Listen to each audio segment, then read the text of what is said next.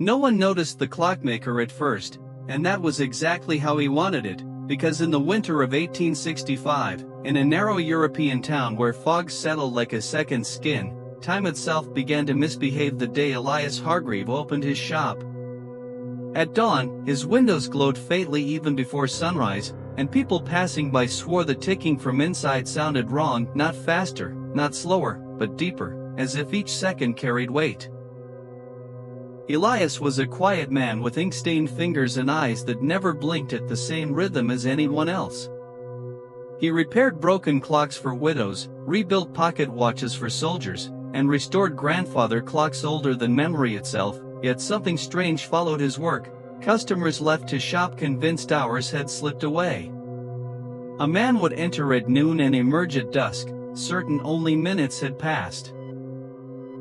A woman once claimed she heard her childhood lullaby while standing near the counter, though Elias never spoke. Soon the town noticed patterns, trains missed by seconds that shouldn't exist, church bells ringing twice for the same hour, shadows lingering after bodies moved on. Children refused to pass the shop at sunset, whispering that the clocks inside were not measuring time but collecting it. The most unsettling truth surfaced when a scholar recorded that every clock Elias repaired ran perfectly, everywhere except near him. Inside the shop, time folded. Visitors felt memories surface out of order, a wedding before a birth, a goodbye before a hello, and some walked out convinced they had already lived the moment they were standing in. Elias never denied the rumors. He only tightened gears with trembling precision, as though racing against something invisible, because hidden behind his counter was a ledger no one was meant to read, filled with dates that hadn't happened yet, names not yet born, and one final entry written in shaking ink: "The hour I must give it all back." And the town, unknowingly, was counting down toward a moment that would not end a day, but erase it. No one in the town could later agree on the exact day Elias Hargreave arrived, and that uncertainty itself became the first crack in time, because some swore it was a Monday buried deep in winter while others insisted it happened weeks earlier, yet every version ended the same way, with a narrow shop opening on Alder Street that had never existed before, its windows already dusty as if it had aged overnight, and a sign above the door reading simply "Clockmaker." From the very first hour, the ticking inside did not sound like ordinary ticking. It was slower, heavier, layered, as if dozens of clocks were arguing about what time it truly was. Elias himself was a man who felt unfinished, tall and thin with pale hands that moved too carefully, like someone afraid of touching the present too hard. He spoke rarely, and when he did, his voice arrived a fraction of a second late, forcing people to lean in without realizing why. Customers came in with broken watches, stopped clocks, heirlooms that had failed at the moment of a death or farewell, and Elias repaired them all with impossible precision, yet something followed them back out. A baker entered the shop one morning and returned home to find his bread already stale, though he swore he'd been gone less than 10 minutes.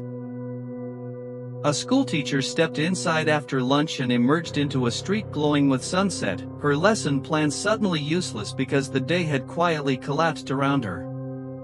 Soon, people noticed that time near the shop behaved like a nervous animal, shadows stretched too long, bells rang twice for the same hour, and conversations repeated themselves without anyone acknowledging it. Children were the first to sense danger. They refused to play near Alder Street, claiming the clocks were whispering numbers that didn't exist, counting things that weren't seconds. One boy said the ticking followed him home and continued even after he stuffed his ears with cloth. Another child claimed she saw herself walk past the shop before she arrived there. As weeks passed, Elias's reputation grew darker, not because he failed at his craft, but because he succeeded too well.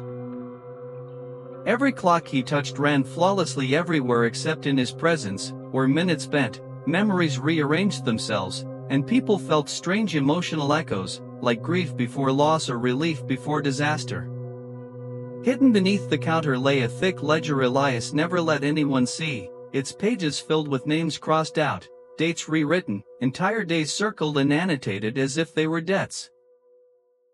He worked longer hours than anyone should, often through the night, lantern burning while the rest of the town slept, tightening gears with shaking urgency, because Elias knew something the town did not, that time was not breaking on its own. It was being stored, collected, folded away inside his clocks like breath held too long underwater. And somewhere between the ticking and the silence, between the hours people lost and the moments they could not remember, Elias was racing toward a final hour, the one written at the end of his ledger, the hour when all the stolen time would demand to be returned at once, not as minutes or days, but as a reckoning that would leave the town unsure whether it had lived through the past, or merely borrowed it. As the months dragged on, the town began to realize that what Elias Hargreave was doing was not merely repairing timepieces but slowly unteaching the town how time was supposed to behave, because routines collapsed first, then certainty followed, and finally memory itself began to loosen like an old screw. People argued over how long they had known each other, couples disagreed about anniversaries they had celebrated together, and an old man died insisting he had already attended his own funeral.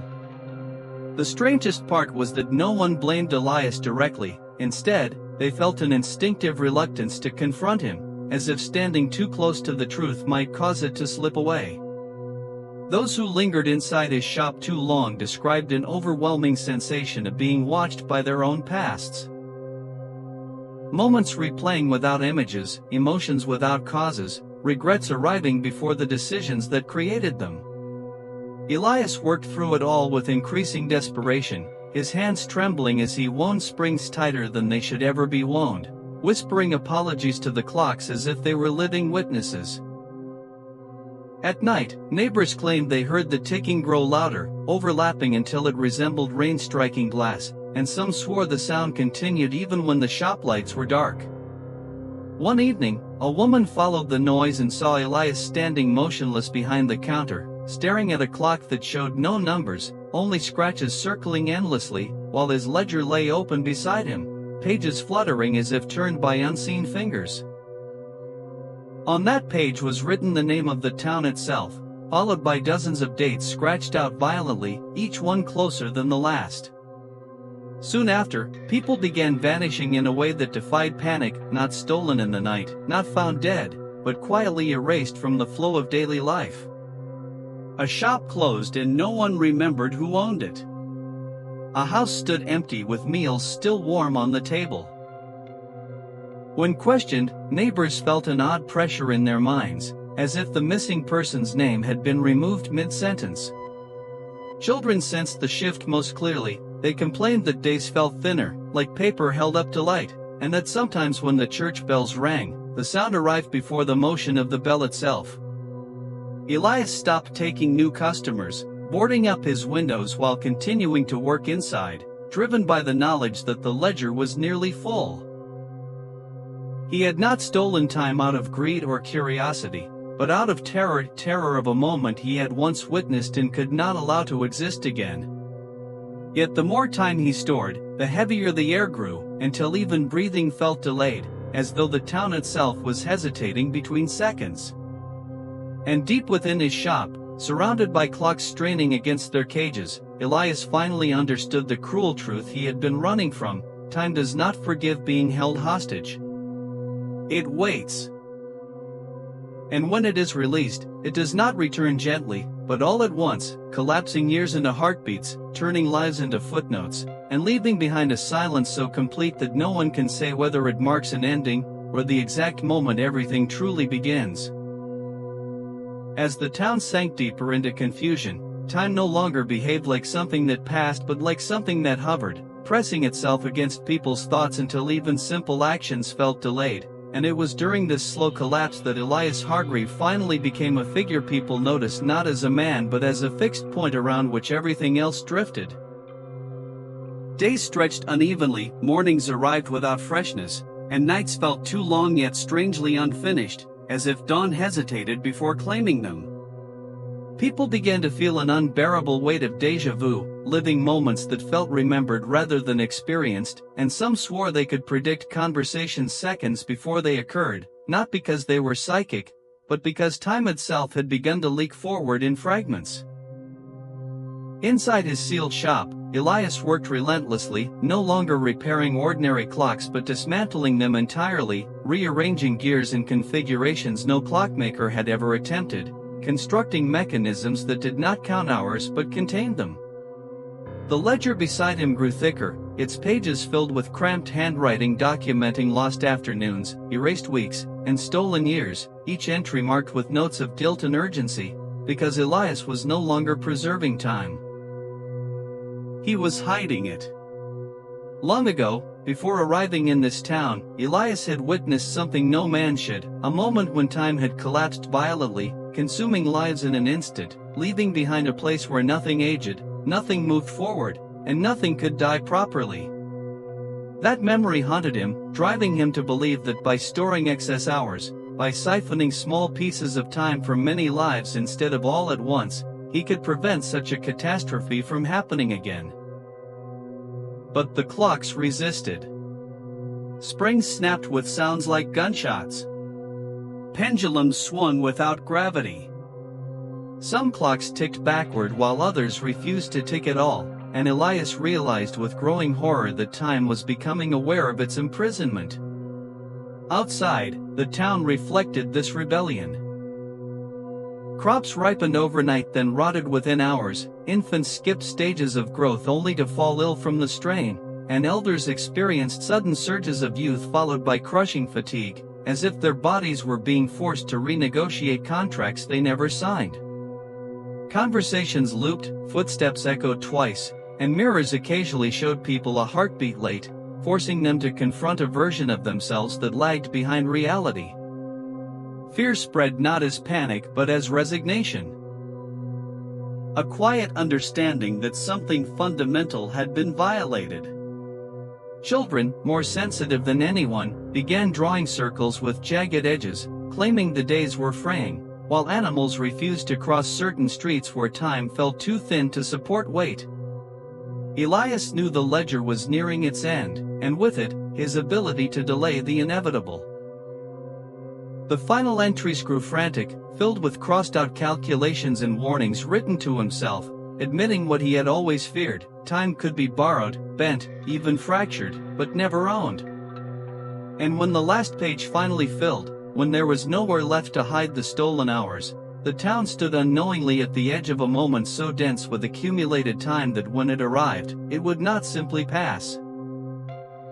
It would collapse inward, forcing every second ever taken to return simultaneously, crushing the present beneath the unbearable weight of everything that should have already happened. As the town continued to exist inside a stretched and uncertain present, people slowly realized that they were no longer living through days but drifting through layers of time stacked unevenly atop one another, where mornings felt borrowed and nights felt overdue, and every breath carried the quiet fear that it might belong to a different hour entirely. Elias Hargreave became less a man and more a constant, like gravity or silence, a presence everyone felt but no one confronted, because approaching him now felt like stepping too close to the edge of something already collapsing.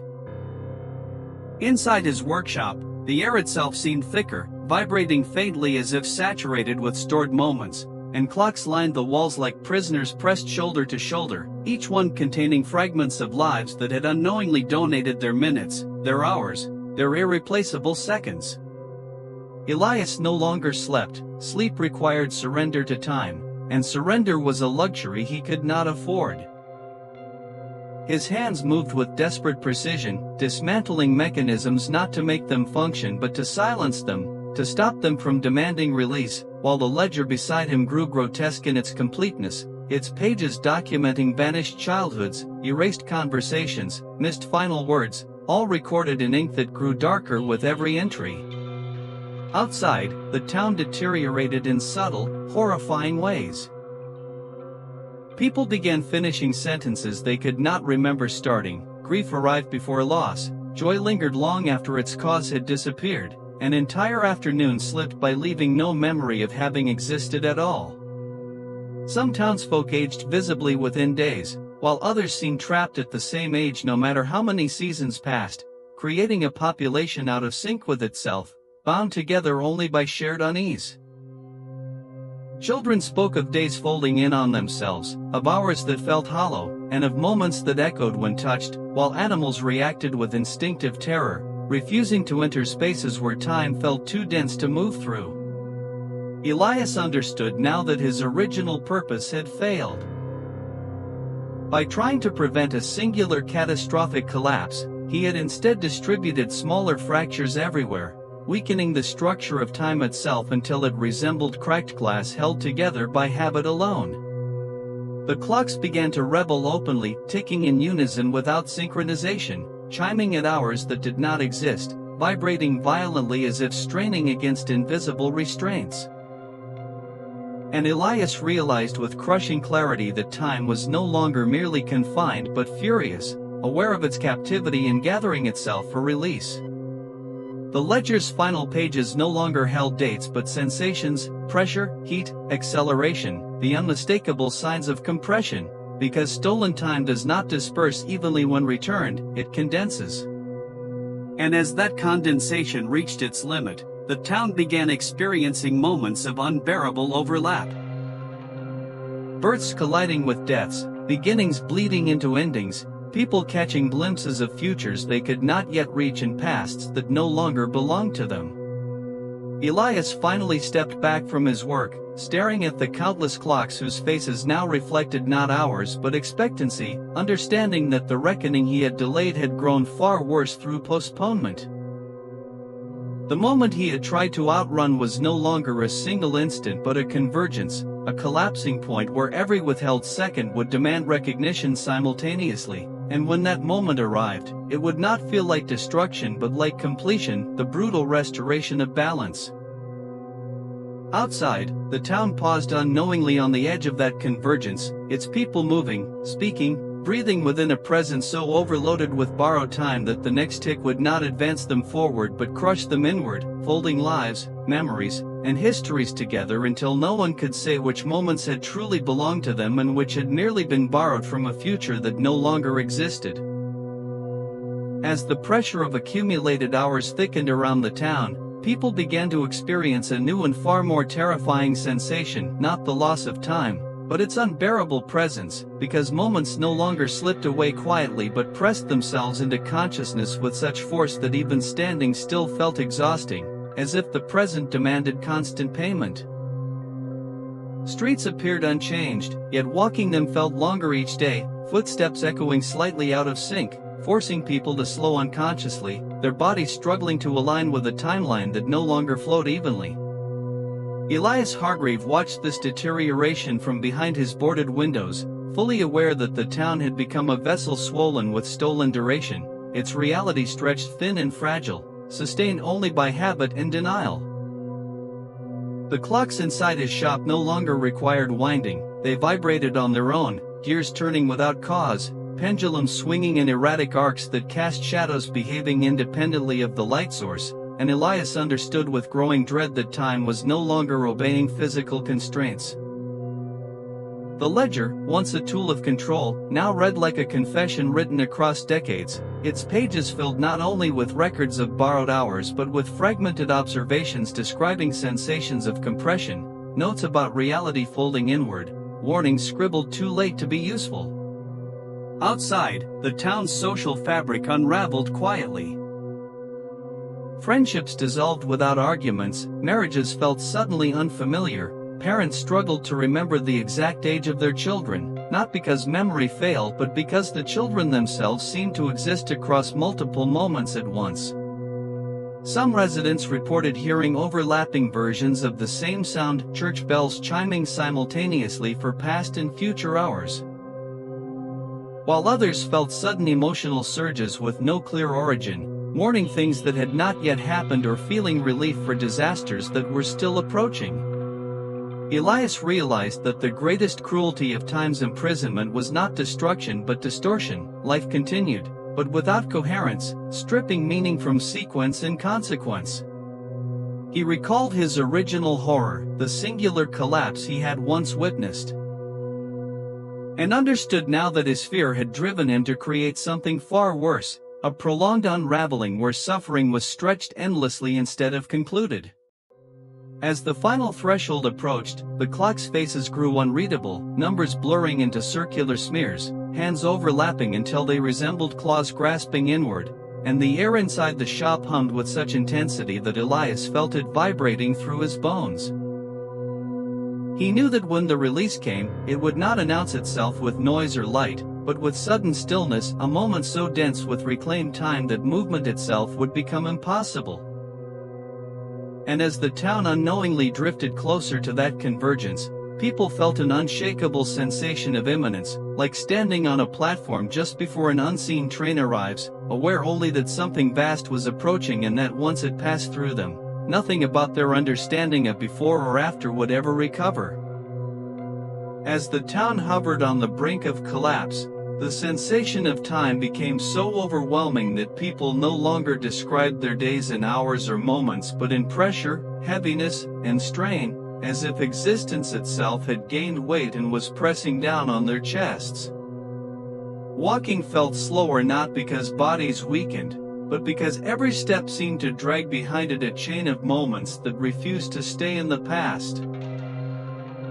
Elias Hargreave understood now that the town was no longer simply distorted, it had become saturated, soaked through with accumulated seconds that had nowhere left to go. Inside his workshop, the clocks had begun to behave like a single organism, their ticking merging into a low, constant hum that resonated through walls and streets, felt more than heard, vibrating through beds, bones, and thoughts. People woke exhausted without knowing why, their dreams crowded with fragments of other days, other lives, moments they could not place but felt intimately tied to. Some claimed they could feel years passing in a single breath, while others insisted entire seasons had slipped by unnoticed, leaving behind only a dull ache where memory should have been. Elias leafed through the ledger one final time, his eyes tracing the dense blocks of writing that no longer resembled records but resembled scars, each entry a wound carved into the structure of reality. He realized that the town itself had begun to function as a clock, streets as gears, routines as pendulums, lives as springs wound far beyond tolerance, and that when it finally broke, it would not shatter outward but collapse inward, consuming itself silently. Outside, subtle signs multiplied, rain fell but did not seem to land, voices echoed before mouths moved, and shadows occasionally detached from their owners, lingering for half a second before snapping back into place. Children cried without understanding why, sensing the imminence of something vast and irreversible, while adults felt an inexplicable urge to pause, to stop mid-action, as if some instinct urged them to brace for impact. Elias stepped away from his work at last, knowing that no adjustment, no calculation, no sacrifice could undo what had been done, because time does not negotiate once balance is demanded. The clock's hands converged slowly, not toward an hour but toward each other, collapsing difference and distance, and the hum deepened until it became indistinguishable from silence. In that suffocating stillness, the town held a breath it did not know it was holding, suspended at the edge of a moment so dense with reclaimed time that when it finally resolved, it would erase not just days or lives, but the very certainty that time had ever moved forward at all. As the accumulated weight of stolen time reached a threshold no human sense was designed to register, the town entered a state that could no longer be described as living within days but rather enduring within duration itself, because every second now arrived already burdened by countless others, compressing experience until even thought felt delayed, as though consciousness itself struggled to keep pace with the present. Elias Hargreave moved through his workshop like a man walking underwater, each motion resisted by an unseen density, his breath shallow not from fear but from the sheer effort of existing inside a moment so overfilled that it threatened to burst. The clocks surrounding him had ceased to resemble instruments, they had become containers, swollen with withheld hours, their casings warm to the touch, humming softly like restrained engines. He could feel the town through them. The baker's lost mornings, the widow's erased years, the child's vanished afternoons, all pressed together without order, without mercy, without rest. Outside, people began experiencing a terrifying uniformity of sensation, an overwhelming awareness of now that refused to pass, trapping them inside an endless present where anticipation and memory collapsed into a single oppressive state. Conversations stalled as speakers forgot whether they had already spoken the words forming on their tongues. Actions repeated unconsciously, doors opened twice, paths retraced without awareness, not because minds failed, but because sequence itself had begun to dissolve. Elias remembered the first fracture he had ever witnessed, long before this town, when a single moment had collapsed violently, compressing lives into silence, and how that terror had driven him to believe that time could be managed, distributed, rationed like a resource. Now he understood the flaw in that belief. Time does not fragment cleanly, and when divided improperly, it does not disperse, it accumulates. The ledger at his side, once neat and methodical, had become a grotesque archive of imbalance, its pages documenting not just hours taken but symptoms of strain, headaches without cause, fatigue unrelated to labor, emotions arriving without origin, all early warnings he had chosen to reinterpret as manageable side effects rather than signs of systemic failure. The clocks reacted violently now, their hands spinning erratically, some racing forward while others dragged backward, creating a discordant choreography that filled the room with overlapping rhythms, a mechanical cacophony that Elias felt vibrating inside his skull. Beyond the shop, the town's reality warped further. Weather lost its rhythm, with rain falling briefly then vanishing mid-air, sunlight appearing too late to warm the streets it illuminated, and nights that arrived without darkness, leaving people uncertain whether rest was permitted.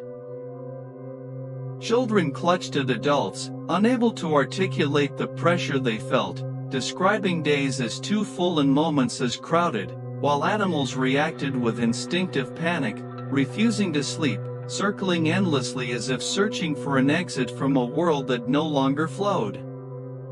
Elias realized with dawning horror that the town itself had become a mechanism, every street a gear, every routine a spring wound far past tolerance. And that the release he had delayed was no longer a single event but an inevitable collapse of structure.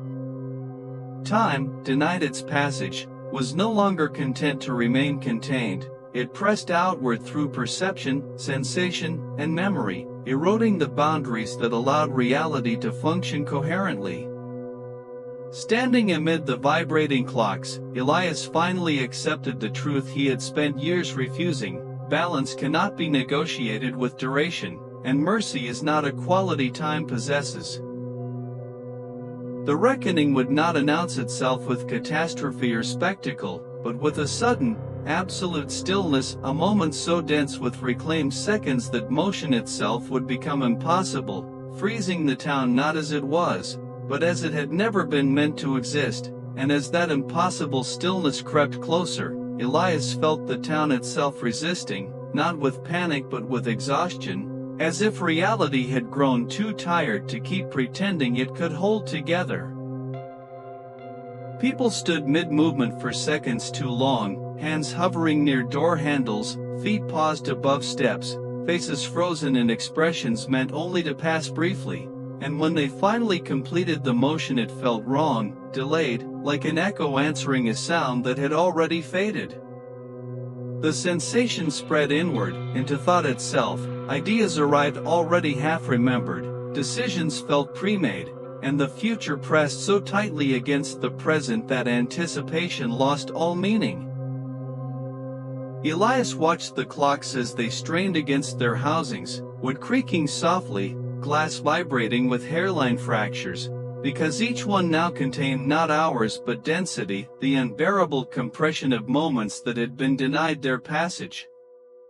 He could feel it in his bones, a low internal pressure, like standing too deep underwater, and he understood that the body was never meant to experience time as mass.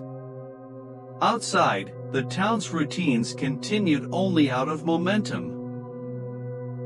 People ate without hunger, slept without rest, worked without progress, trapped inside a loop where cause and effect had grown unreliable.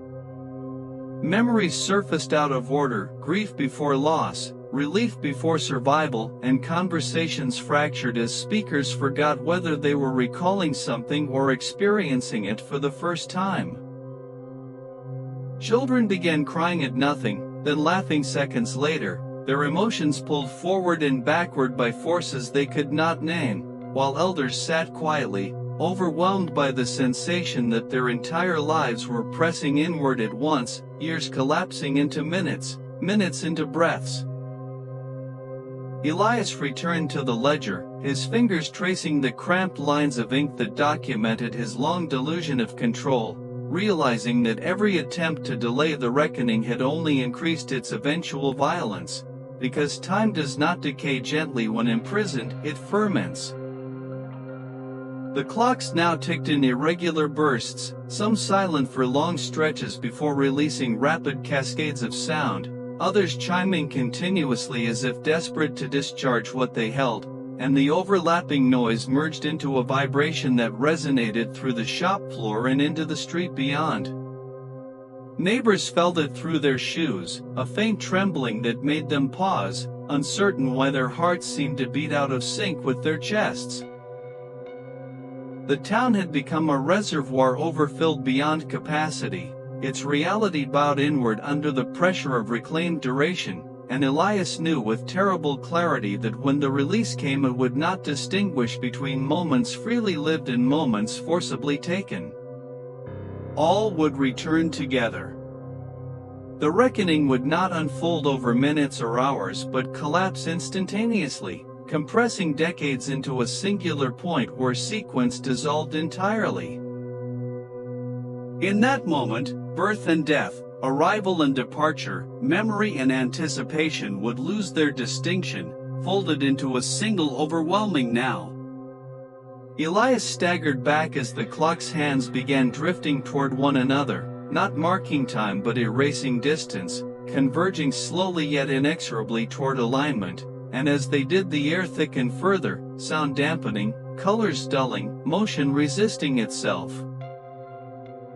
Outside, the town fell into a hush not of peace but of suspension, as if the world itself had sensed the impending convergence and instinctively braced, and in that suffocating pause Elias finally understood the ultimate cruelty of his mistake, that by fearing an ending, he had created something worse than an end. A moment so overloaded with stolen life that when it resolved, it would leave nothing untouched, nothing sequential, nothing certain that time had ever truly moved forward at all.